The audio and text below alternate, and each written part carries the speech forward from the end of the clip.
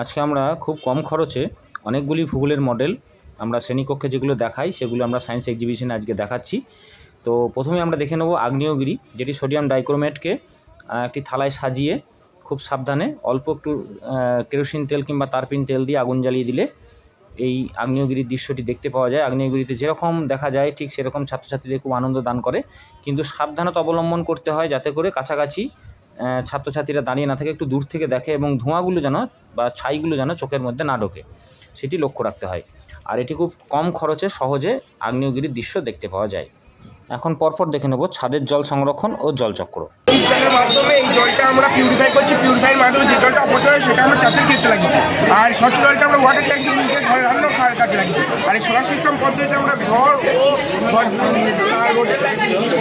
আমরা এখন থেকে অবলম্বন না করতে পারি, তাহলে আমরা পরবর্তীতে এরকম খারাপ হলে জলচক্রটা আমরা এই মডেলের মাধ্যমে তুলে ধরেছি। পুকুর, নদী, নালা ইত্যাদি জায়গায় জল থেকে আমরা সবাই জানি, এবং এই জলটি সূর্যের তাপে শোষণ করে ওপরে উঠছে, পরবর্তীতে যখন ভারী হয়ে যাচ্ছে এবং বড় বড় জলকণায় পয়েন্ট মিটারে মধ্যাকর্ষণ টানে এটা পুনরায় আবার বৃষ্টির মাধ্যমে পুকুর, নদী, নালায় হতে চলছে। আর জল তো আমাদের বিভিন্ন কাজে লাগে, বিশেষ করে পানীয় ক্ষেত্রে, কৃষিক্ষেত্রে, বাড়ির বিভিন্ন কাজে।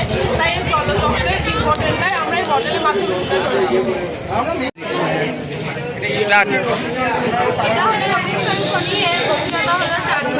এটা ইউএসএও আছে।